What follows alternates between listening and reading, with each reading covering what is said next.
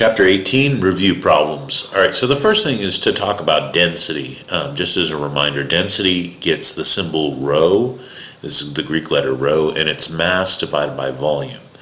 The mass in this particular case for problem 1, the mass is going to be in kilograms, and the volume will be in cubic meters. And as a reminder, we normally use the mass in grams and the volume in cubic centimeters, because then we compare the density of liquid water to the density of things to that of liquid water. Just as a note, the density of H2O, right, liquid H2O, fresh water that is, in these units would be 1,000, right, kilograms per cubic meter. All right, so that's just kind of an aside.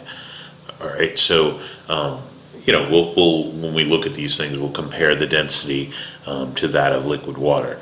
All right, so let's read the first problem here. It says, number 1, the average density of interstellar gas within the local bubble is much lower than the value mentioned in the text. In fact, it's roughly 10 to the third, okay, so that's where this comes in, 10 to the third atoms per cubic centimeter. Given that the mass of the hydrogen atom is 1.7 times 10 to the minus 27th kilograms, so that's what one atom is of hydrogen. So you can see I'm already converting this from atoms of hydrogen to kilograms per cubic meter, right? Atoms of hydrogen per cubic meter, and notice this conversion, the hydrogen atoms cancel, and you multiply these two numbers and you get 1.7 times 10 to the minus 24th kilograms per cubic meter. All right, which is that's a small density. I want everybody to understand that. All right, so then it says, this is the actual problem. Calculate the total mass. All right, so keep in mind what we're looking for is the mass, right? The mass equals question mark. That's supposed to be a question mark. Sorry. Anyhow, the total mass of interstellar matter contained within a bubble, a bubble volume equal to the size of the planet Earth. In other words, we have to figure out the volume of the Earth. All right, Earth. So we're going to do that now. So we'll figure out the volume of the Earth, and then from that we're going to use this equation and solve for mass, right? Because we know the density, right? The density is this amount right here. All right, so once we have the volume, we can solve for the mass. So we have to figure out the volume of the Earth, and so of course the volume equation is 4 times pi divided by 3, and you take the radius of the object, whatever it is that's spherical, you take the radius and you raise it to the third power. So I looked up, the radius of the Earth, 6.371 times 10 to the 6th meters, and of course you have to cube that and then multiply by 4 pi divided by 3. All right, so when we do that, I get approximately 1.08 times 10 to the 21st meters cubed.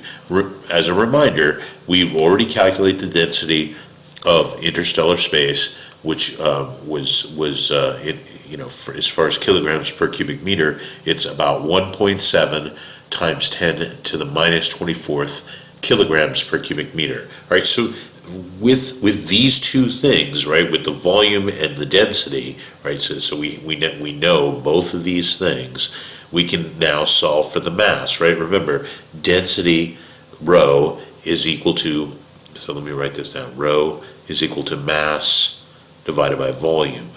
Right, so we know the volume, we know the we know the volume, we know the density. So the mass has got to equal the volume times the density. The volume times the density. All right, so we're going to just put those numbers in here. So our volume is 1.08 times 10 to the 21st, and of course that's cubic meters. remember, the units have to cancel properly as well, and the density is, this is just a parentheses, 1.7 times 10 to the minus 24th, and of course that's kilograms per cubic meter. And then notice, of course, the cubic meters nicely cancel each other, and that'll give us an answer in kilograms. And the answer that I got was 0.0018. All right, so you can you can write it in scientific notation either way, so it doesn't really matter. 0.0018 kilograms. All right, so that is the answer to problem 1. Is what would be the volume? What would be the mass contained in something that had the volume the size of the Earth? Within space, within interstellar space, the space between the stars. All right, let's do the next problem. All right, so I've set up problem number 2 here. And so it says, let me read it. Assume that with the same average density as the previous problem, all right? So that average density, as a reminder, is 1.7 times 10 to the minus 24th kilograms per cubic meter. Those are the units we're currently using. And calculate the total mass of interstellar space. Okay, so again, this time, so it's always good when you're reading these problems, just even before you stop, before you stop reading it, or read it all the way through.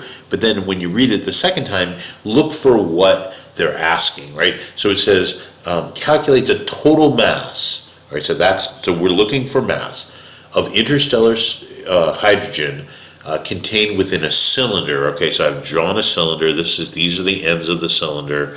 They're spherical, and then we know and then let me continue to read it.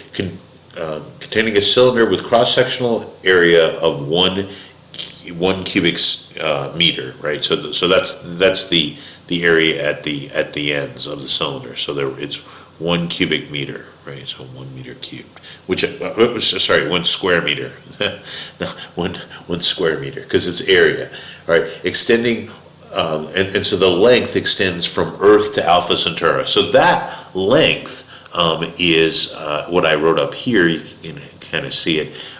So the length is 1.33 parsecs. All right. So the length, and just why are we doing this? Of course, is because the volume is the area, which we know to be 1, right? That's what the area is. The cross-sectional area is 1 square meter, and then times the length, right? So the thing about this is they tell us it's the length between the Earth and Alpha Centauri, which we know to be 1.33 parsecs, and then you just have to look up, which I almost always have to do this myself. You have to just look up. Sometimes I remember it. How many meters are in 1 parsec? All right, so in 1 parsec, 1 PC, that's 1 parsec, is in the denominator because we got to cancel parsecs. Is 3.09. This is a good way to remember it. 3.09 times 10 to the 16th meters. 10 to the 16th meters. All right, so the parsecs cancel, and so when you multiply that, you get, 4.1. So the length of our tube here, or cylinder, is 4.1 times 10 to the 16th meters. So that's how long this is. That's a very long tube, obviously, all the way between Earth and Alpha Centauri. Anyhow, so now you can calculate the volume, right? The volume will equal the cross-sectional area, which is simply 1 meter squared, right? You can see where this is going, I think, times 4.1 times 10 to the 16th, and that length of 10 to the 16th. I don't know why I wrote that. Sorry, 10 to the 16th. I was already thinking of the next step. 10 to the 16th meters. All right, and so when you multiply the meters times the meters squared, you get the same number, of course, because it's just multiplying by 1. So it's going to be 4.1 times 10 to the 16th. Sorry, it doesn't look very nice. 10 to the 16th meters cubed. All right, so that's the volume. So since now we know the density, right? This is from the other problem. That's times 10 to the minus 1.7 times 10 to the minus 24th, and we know the volume, 4.1 times 10 to the 16th. And now we can figure out the mass. Remember, that's what we're looking for, was the mass. All right, so I'm going to set this up in the next screen. All right, so here we go. So the mass is the volume times the density. The volume is 4.1 times 10 to the 16th cubic meters. The density that we actually got from problem 1 was 1.7 times 10 to the minus 24th kilograms per cubic meter. Notice, of course, the cubic meters cancel. And so that gives us the mass of, let's see, so what is the mass? The mass is, mass turns out to be, let's see, I just had it written down. 6.99, you could say 7, that's perfectly fine too. 6.99 times 10 to the minus 8th, I think it is. Hold on, let me make sure I'm looking at the right thing. Yeah, times 10 to the minus 8th. 10 to the minus 8th. And of course, that's kilograms. You could take this a step further. I mean, it doesn't ask you to do this at all, but you could even reverse this from kilograms and convert it into hydrogen atoms, for example. Remember, we know that one hydrogen atom. So this is our conversion factor. One hydrogen atom is the equivalent of 1.7, remember we had this in the last problem, 1.7 times 10 to the minus 27th kilograms. That is 10 to the minus 27th kilograms. And of course the kilograms will cancel.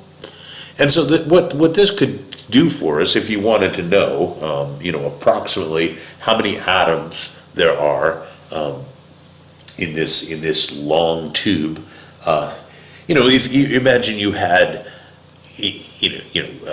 this tube represents, this is more science fiction than anything else. So you got a 1 meter tube going all the way to Alpha Centauri, where that's the length, and of course the cross-sectional area was 1 meter squared. So, how many atoms are you going to encounter during this trip, right? So that might be actually a legitimate calculation for some, future space travel. So what we get here is, let's see, so 4.11, or just 4.1 is fine, 4.1 times 10 to the, 19th hydrogen atoms, 10 to the 19th hydrogen atoms. All right, so, they're atoms. Make sure that you understand that. Atoms.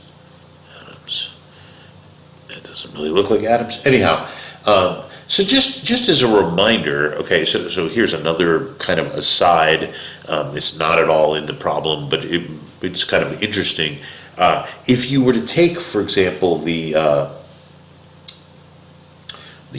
sun and ask yourself, approximately how many hydrogen atoms are there in the sun, you take the mass of the sun, which is 2 times 10 to the 30th, you divide that by 1.7 times 10 to the minus 27th, which is the number of kilograms in one atom of hydrogen. This isn't exactly the way it works because the hydrogen is at different densities, but it's something of the order of like 1.2 times 10 to the 57th atoms. So that would be contained within the sun. All right, so that if this was our sun, you'd have something like, of the order